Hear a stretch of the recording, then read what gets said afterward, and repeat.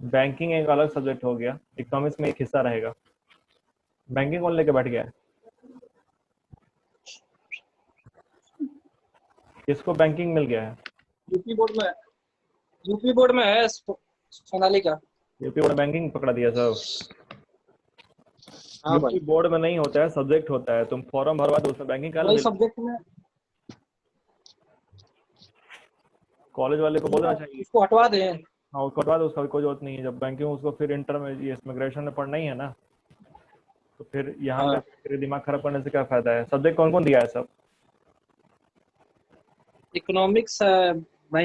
Back आते हैं तो before Good good afternoon Priya, afternoon, sir. Good afternoon, good afternoon. Before coming to statistics, economics पे जो कि हम लोगों ने पिछले क्लासेस में ऑलरेडी डिस्कस कर चुका था, बातें कर चुकी थी, लेकिन एक बार फिर से बात कर लेते हैं।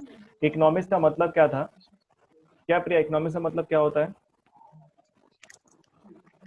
Economics का बताओ। इकोनॉमिक्स में हमने यही समझा था कि इकोनॉमिक्स क्या है। तो इकोनॉमिक्स में हम बेसिकली क्या करते हैं? Study and solution of economic problem. Economic problem.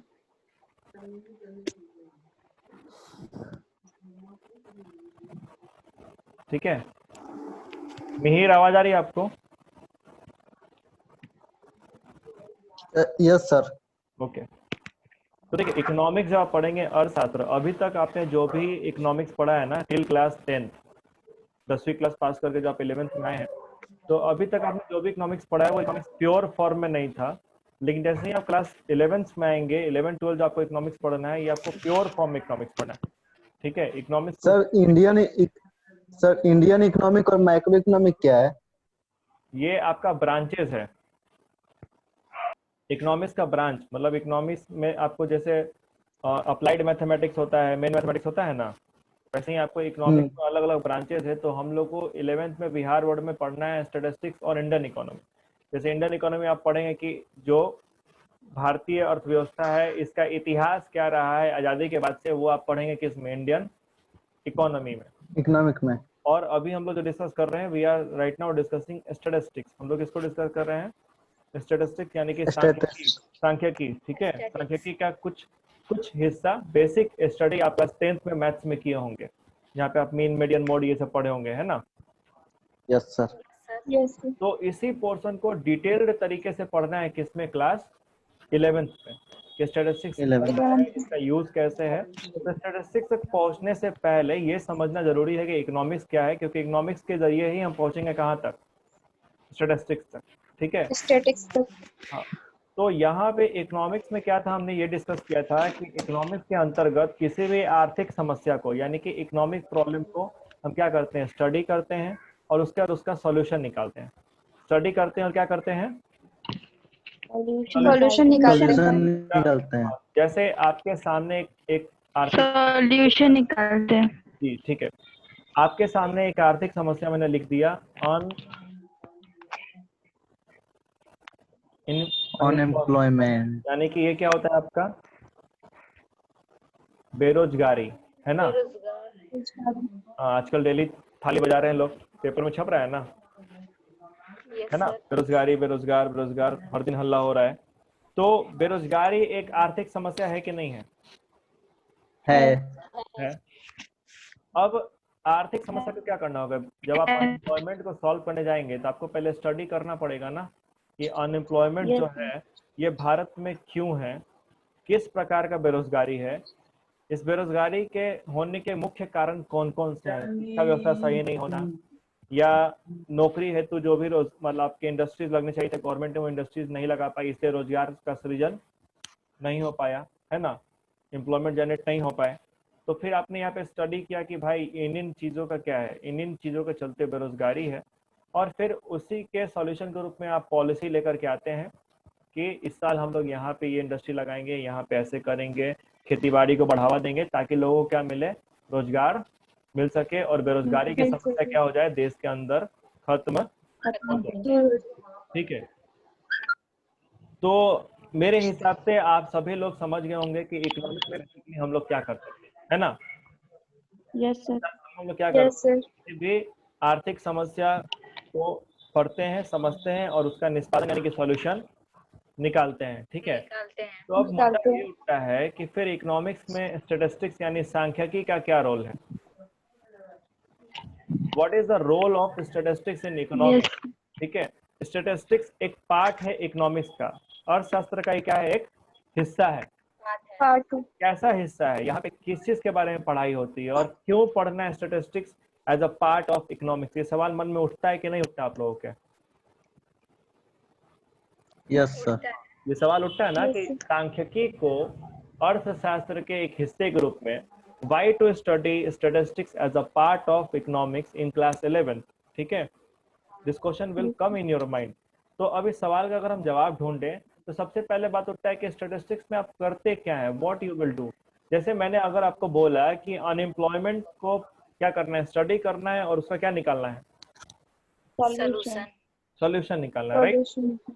तो अनएम्प्लॉयमेंट का जब तक आपके पास डेटा नहीं होगा कि भारत में कितने प्रतिशत लोग क्या हैं, बेरोजगार हैं, उन बेरोजगारों में 25 से 30 वर्ष की युवा कितने हैं, 40 से 50 साल की युवा कितने हैं, ठीक है, कितने लोग ऐसे बेरोजगार हैं जो हर पूरे साल भर बेरोजगार रह रहे हैं, या कितने प्रतिशत लोग ऐसे हैं जो कुछ महीने क्या रहते हैं, बेरोजगार रहते हैं, बाकी समय वो रोजगार में रहते हैं।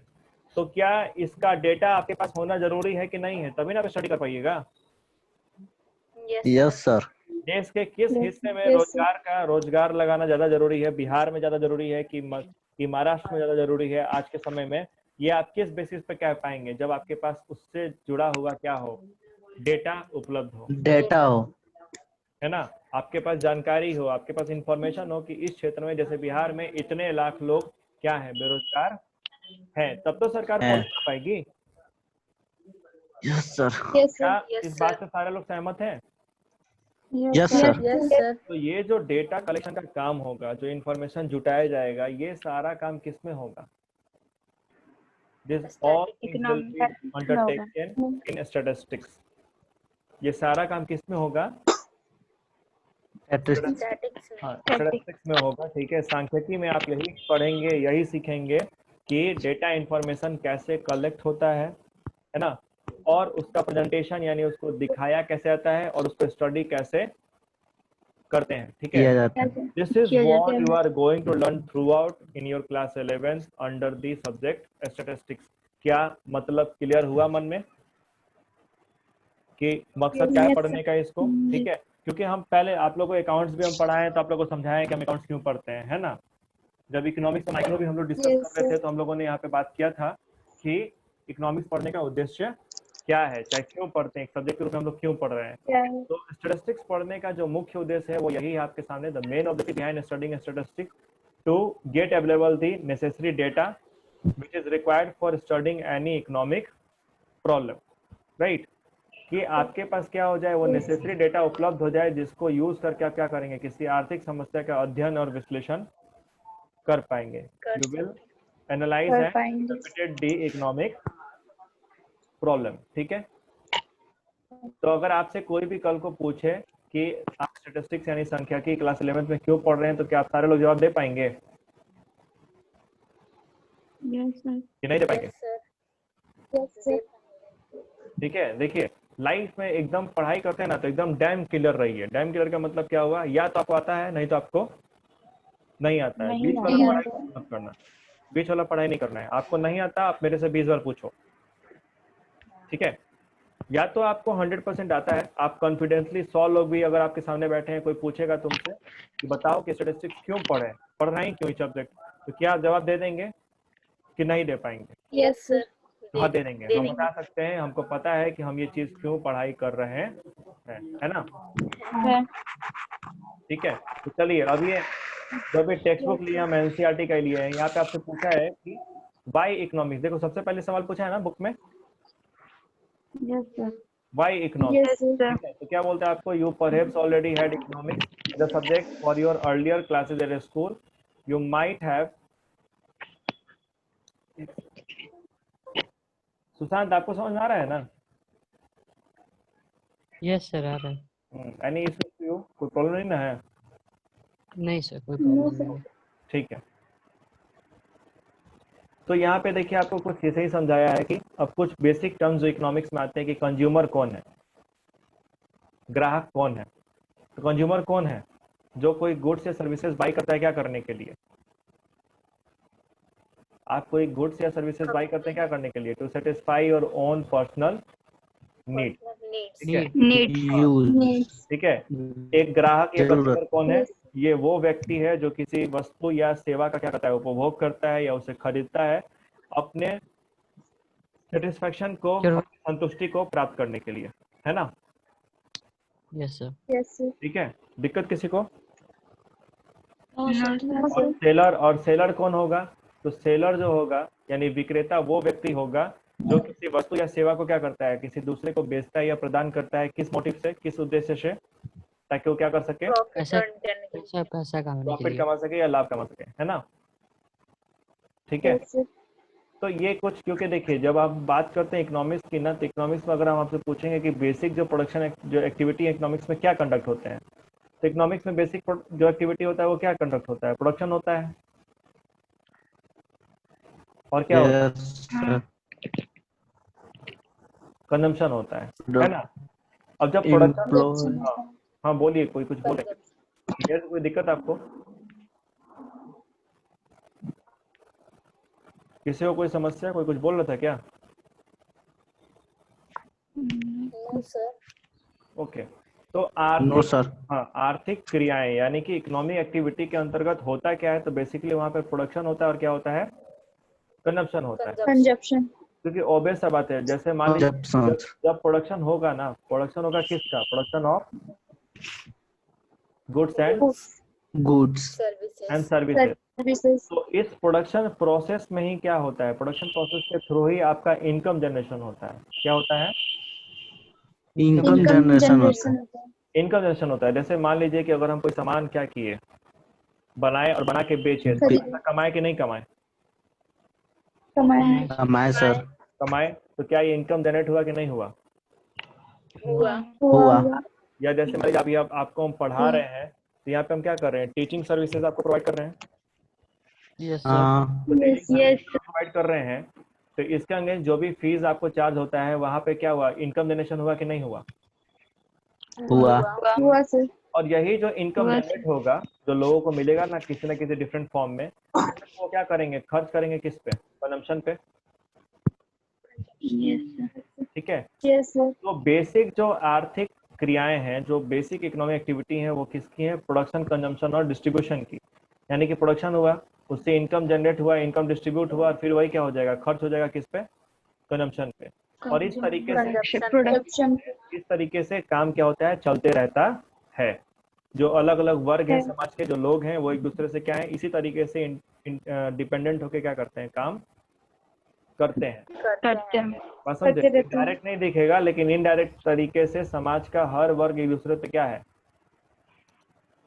Related है। रिलेटेड है और डिपेंडेंट है। रिलेटेड है और डिपेंडेंट है। Dependent है। ठीक है। यहाँ पे आपको फिर बात हुआ एम्प्लॉय और एम्प्लॉयर का। तो एम्प्लॉय कौन होता है? जो किसी के अंदर में क्या करे? काम करे। और एम्प्लॉयर क्या काम करता है? करें। हाँ, एम्प्लॉयर कौन होता है? वो व्यक्ति जो किसी से क्या कराता है? काम कराता है, और उसके बदले में उसे क्या काम देता है? करवाता है। उसके बदले में सैलरी। मजदूरी- सैलरी उसके सैलरी Wages. देता है। हाँ, देखिए आज अभी जो आप पढ़ाई कर रहे हैं ना, तो पुराने समय में सैलरी का कंसेप्ट नहीं था। पुराने समय में कंसेप्ट किसका था? वेजेस का, Wages का। यानी कि मजदूरी। क्योंकि एक बात समझिए, आप परमानेंट एम्प्लॉय हैं चाहे आप कैजुअल एम्प्लॉय, आप हैं तो नौकरी ना। Yes sir. Yes sir. तो हाँ। पुराने समय में आप कोई भी काम कर रहे हैं तो उसको लेबर ही कहते थे। क्या कहते थे? लेबर। पुराने समय में लेबर और एम्प्लॉय दो अलग अलग चीजें नहीं थी। सबका सब क्या था? लेबर ही था। लेबर। बाद में क्या हुआ? तो बाद में क्या हुआ कि जो अच्छा पैसा एज अ लेबर कमाते थे, तो उनको थोड़ा खराब लगता था, क्योंकि जो मान लो कि रोड पे मजदूर जो काम कर रहा है उसको भी लेबर ही कह रहे हैं, और जो तुम्हारे एम्प्लॉय कंपनी में अंदर में काम कर रहे हैं जो बड़े पोस्ट में, वो भी क्या कहला रहे हैं? लेबर ही। लेबर। तो फिर आपको थोड़ा सा अजीब लगेगा कि नहीं लगेगा खुद के प्रति, है ना? तो बाद में लगेगा। बाद में क्या किया गया, लेबर को ही तोड़ दिया गया दो पार्ट में। ठीक है, लेबर को ही बोला गया आपको कि कैजुअल एम्प्लॉय लेबर हो गया, और जो परमानेंट लेबर आपका है वही क्या कहला गया, उसी को नाम हम लोग दे दिए एम्प्लॉय का। एम्प्लॉयमेंट। तो कैजुअल लेबर को आज भी क्या मिलता है, मजदूरी मिलता है ना, और एम्प्लॉय को हम लोग क्या देते हैं, यस सर। सैलरी। सैलरी, वेतन। ठीक है, यानी दोनों को मिलता है मजदूरी ही, दोनों को क्या मिलता है, मजदूरी ही मिलता है, लेकिन इसका नाम बाद में क्या कर दिया गया, थोड़ा सा चेंज कर दिया गया, थोड़ा स्टैंडर्ड वर्ड ला दिया गया ताकि किसी को इंफीरियर ना लगे, किसी को छोटा फील ना हो। ठीक है, अब मान लीजिए कि आप डॉक्टर ही बन गए और आपको हम कोई रेस्पेक्ट ही नहीं दे, आप कहीं जाए समाज में आपको कोई इज्जत नहीं दे, तो आपको फिर क्या डॉक्टर होने का ये चीज फील होगा, नहीं ना। No sir. जो वैल्यू एक रिक्शे वाले को मिल रहा है वही वैल्यू को डॉक्टर वाले को मिलने लगेगा, तो फिर एक डॉक्टर को डॉक्टर वाला फीलिंग नहीं आएगा, है ना। तो इसीलिए वहां पे क्या किया गया है, समाज में काम के हिसाब से बोला गया कि नहीं देखो ऐसा है कि हर इंसान का काम अलग अलग है, तो नाम क्या रख देते हैं, डिफरेंट। अलग अलग। ठीक है, अलग अलग। यही फंडा है यहाँ पे। तो वही बोला कि in this cases you will called gainful employment in an economic activities are one that are undertaken for monetary gain. तो ये तो आप लोग ऑलरेडी जानते हैं ना कि कोई भी आर्थिक जो क्रियाएं हैं वो किस लिए होती हैं, पैसा कमाने के लिए। पैसा कमाने के लिए। क्या लिए होती है, पैसा कमाने के लिए। कोई भी आर्थिक क्रियाएं यानी इकोनॉमिक एक्टिविटी अगर कोई कंडक्ट कर रहा है, चाहे वो रेस्टोरेंट में खाना बना के बेच रहा है तो, चाहे कोई पढ़ा रहा है तो, चाहे कोई रिक्शा चला रहा है, तो वो सब का सब एक्टिविटी वो क्या लिए कर रहा है, ताकि वो मॉनेटरी गेन क्या कर सके, पैसा कमा सके, है ना। राइट। Yes sir. चलिए, यस सर। खास नहीं है, हम लोग इधर आते हैं। देखिए आपको यहीं पे आया है ना कि थ्री जो मेन आपके एक्टिविटी है, बोला ना economics is often discuss in three parts, consumption, production and distribution. जो अभी आप लोगों को जस्ट समझाए, है ना। कि प्रोडक्शन होता है, उसमें फिर क्या होता है, इनकम जनरेट होता है, इनकम जाता है किसके पास, कंज्यूमर के पास, और फिर कंज्यूमर। Yes sir. क्या लिए, कंजम्पशन के लिए, है ना। हाँ। क्लियर है। फिर वापस। Yes sir. ओके, क्योंकि अभी वो लोग मेन में भी आए नहीं है। चलिए अब यहाँ से हम लोग आ रहे हैं किस तरह, अब आपका टॉपिक क्या है सामने, स्टैटिक्स इन इकोनॉमिक्स, यानी कि सांख्यिकी किसमें, अर्थशास्त्र में सांख्यिकी का रोल क्या है ना। यहाँ पे आपको बोल रहा है कि in the previous sections you were told about certain special studies that concern the basic problem facing a country. This studies required that we know more about economic fact. बात किसकी कर रहा है, इकोनॉमिक फैक्ट्स। जैसे हम बात किए बेरोजगारी की, तो हम बोले ना कि बेरोजगारी की आप समस्या का समाधान तभी निकाल पाएंगे जब आपके पास क्या हो, बेरोजगारी से जुड़े हुए जो भी हो डेटा आपके पास उपलब्ध हो। कितने लोग बेरोजगार हैं, किस एज के हैं, तो यही जो आपका होगा इसी को क्या कहेंगे, इकोनॉमिक फैक्ट कहेंगे। Such economic fact are also known as economic data. That's known as data, वो पढ़ते हैं डेटा।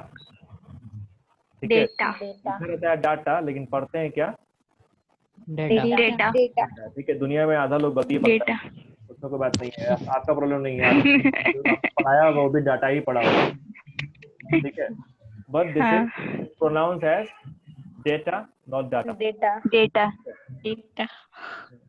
जैसे हम लोग के यहाँ एक और चीज होता है, हम लोग के यहाँ जब हम लोग पढ़ते हैं तो एक बात बताइए आप लोग हमको, इसको और इसको ऊपर वाले को क्या पढ़ते हैं, ऊपर वाले को वे और नीचे वाले को वर। नीचे वाले को वर, ठीक है। और कितना लोग दोनों को वेयर पढ़ता है, यस सर। है ना, वेयर करता है, तो नहीं, आज तक मैंने ऊपर वाला वेयर दोनों होता को है, वेयर ही नीचे क्या पढ़ता होता था। है, नीचे वाला क्या होता है, वर होता है, वेयर एंड वर। ओके।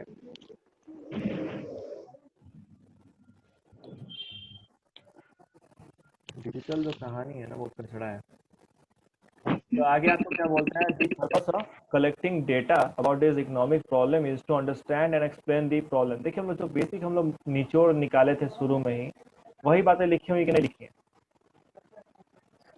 कि जो बेसिक पर्पस है इकोनॉमिक डेटा निकालने का या कैलकुलेट करने का, वो क्या है कि is to understand and explain this problem in terms of various causes behind them, है ना, कि हम पता लगा सके कि ये जो कारण है, जो बेरोजगारी हुआ या जो आपका गरीबी है, ठीक है, तो उसको क्या करें, उसको समझना और उसके कारण को सामने बाहर निकाल करके लेकर के आना, है ना।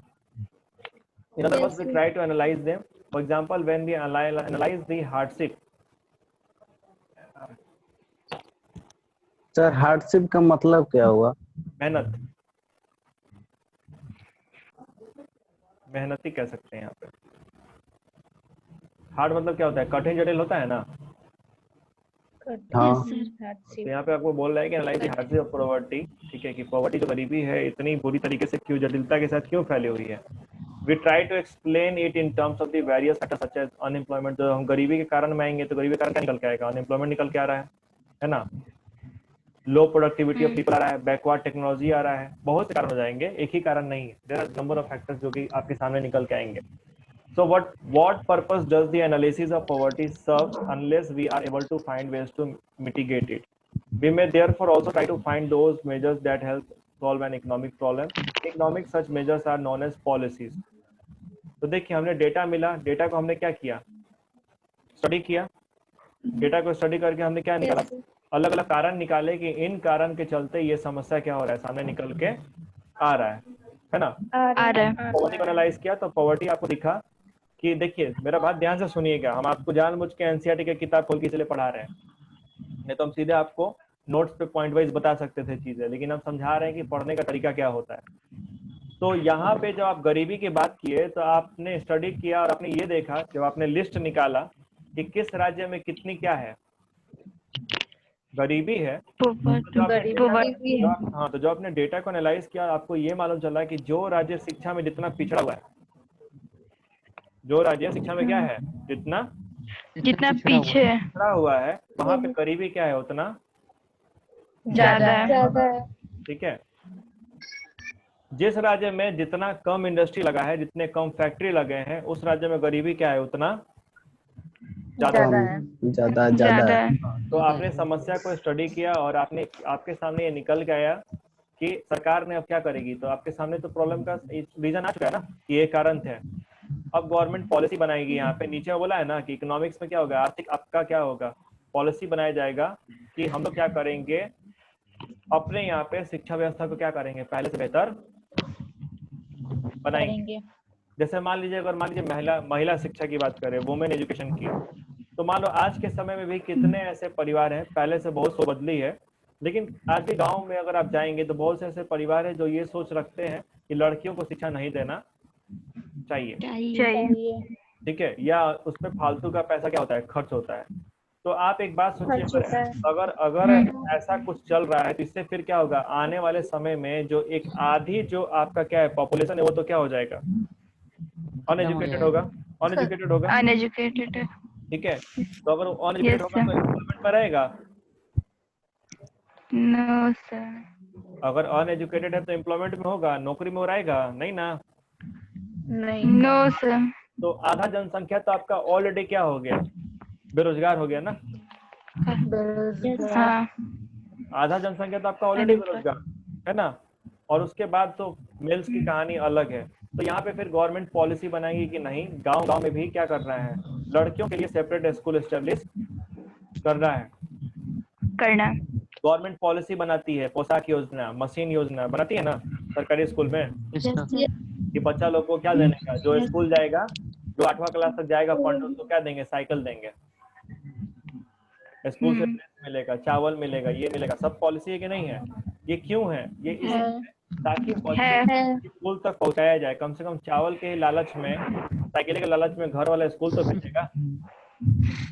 ठीक है। हाँ, तो इस तरीके से क्या होता है कि गवर्नमेंट कोशिश करती है कि क्या हो जाए, जो आपको बेरोजगारी या शिक्षा का बीमारी है, ये सब क्या हो जाए, दूर हो जाए। तो आप सोच सकते हैं कि स्टैटिस्टिक्स का रोल क्या बहुत बड़ा है कि नहीं है। अगर स्टैटिस्टिक्स ना हो तो फिर इकोनॉमिक थ्योरी या इकोनॉमिक पॉलिसी बन पाएगा क्या? No sir. बन ही नहीं पाएगा। आप क्या कर रहे हैं हमको पता ही नहीं चलेगा। So do you realize then that no analysis of economic problem would be possible without data? बोल रहे हैं ना कि बिना डेटा के इकोनॉमिक पॉलिसी बना पाना पॉसिबल है ही नहीं।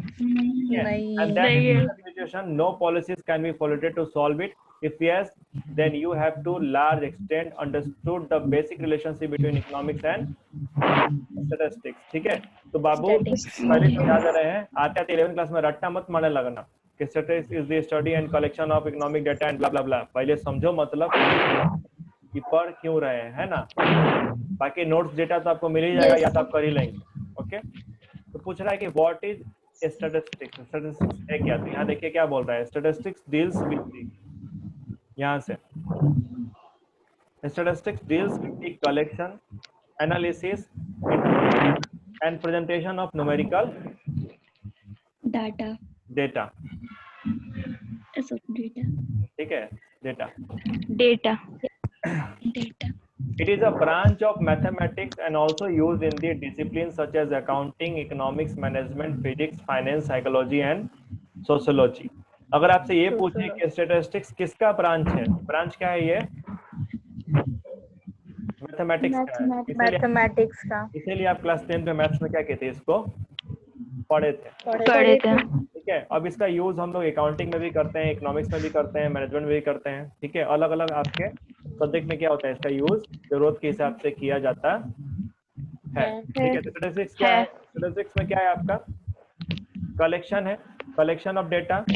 कलेक्शन यानी पहले डेटा आप कलेक्ट करेंगे, फिर क्या करेंगे, एनालाइज करेंगे। एनालाइज में क्या होता है? एनालिसिस में मैथमेटिकल कैलकुलेशंस होता है। जैसे आप मीन मीडियन मोड पढ़े थे ना? Yes sir. सारे लोग पढ़े हैं ना, सारे लोग? Yes sir. ठीक है, यस सर। जो आप मीन मीडियन मोड पढ़े क्लासेस में, तो जैसे मान लो अगर हमको ये पता करना है कि बच्चों को क्लास 12th में पढ़ने वाले बच्चों को एवरेज पॉकेट मनी कितना मिलना चाहिए, है ना? तो इसके लिए हम क्या किए, इसके लिए हम मीन निकाल लिए, सारे बच्चों का एवरेज सबसे पूछे और सबसे पूछ के उस अमाउंट को जोड़े और नंबर ऑफ टोटल बच्चों से क्या कर दिए, डिवाइड कर दिए। मीन मिल गया ना हमको। ठीक है, तो यहाँ पे क्या हुआ, यहाँ पे हम एनालिसिस पार्ट में हम क्या करेंगे, मैथमेटिकल कैलकुलेशंस करेंगे कि नहीं करेंगे?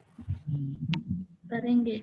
उसके बाद हम उसको इंटरप्रिटेट करेंगे। उसके बाद क्या करेंगे? इंटरप्रिटेट मतलब क्या करेंगे, उससे मीनिंगफुल कंक्लूजन क्या करेंगे, बाहर निकाल करके लेकर के आएंगे। तो अच्छा ये चीज ऐसे ऐसे हो सकता है। ठीक है, उसके से आप जो डेटा उटा कलेक्ट किए हैं उसका एनालाइज इंटरप्रिटेट कर सकते हैं। उसका क्या होगा, प्रेजेंटेशन होगा। तो प्रेजेंटेशन आप दिखा सकते हैं कि आप उसको बार डायग्राम के रूप में दिखा सकते हैं, डेटा को दिखाते हैं ना? Yes sir. आप में से कितने लोग मैच देखते हैं? हाँ, जो मैच क्रिकेट मैच होता है तो देखते हो लोग? No sir. क्रिकेट मैच नहीं देखे हो लोग आज तक? देखते हैं सर। तो जब क्रिकेट मैच होता है तो आप देखते होंगे कि जो रन रेट जो होता है, आप देखते होंगे कि एक वीक खत्म होता है, पूरा स्टैटिस्टिक्स आता है ना सामने, पूरा आपको बार डायग्राम के रूप में, बार डायग्राम पे आता है। Yes sir. है ना? तो ये क्या है, this is presentation of numerical data. यहाँ पे हो रहा है कि नहीं हो रहा है? हो रहा है। अगर सोचिए अब आपको एवरेज का पूरा डिटेल दे दे, एवरेज का, तो आप सोच रहे हैं कि कौन फूक रहा है जी माइक में? सर आपकी आवाज क्लियर नहीं आ रही है। क्या कौन रहा है? फूक कौन रहा है माइक में? हाँ प्रिया, अभी आवाज आ रही है मेरी? यस सर साहब। ठीक है, तो अभी मैं आपको यही बोल रहा था कि जब हम लोग मैच देखते हैं तो मैच में क्या होता है कि आपको रन रेट का क्या होता है, पूरा जो ब्यौरा होता है एक बार डायग्राम के रूप में हमारे सामने आ जाता है ना? तो यहाँ पे क्या हुआ कि यहाँ पे जो कॉम्प्लेक्स डेटा था कि 50 जो ओवर का मैच हुआ, हर बॉल पे कितना रन लगा या क्या लगा, आपको पूरा का पूरा डेटा उठा के दे देता, आपको पढ़ने में दिक्कत होगा कि नहीं होगा? Yes sir. है ना? लेकिन उसी को कितने अच्छे तरीके से एक बार डायग्राम के रूप में आपके सामने आता है, आप उसको देख लेते हैं, आप समझ जाते हैं कि इस ओवर में सबसे ज्यादा क्या हुआ है, रन बना है। लगा है। So this is your presentation of numerical data. Okay. Data. So statistics is what? Statistics is the study of collecting, analysis, interpretation and presentation of numerical Data. Data. ठीक है. और ये क्या है, किसका ब्रांच है? ये मैथमेटिक्स का.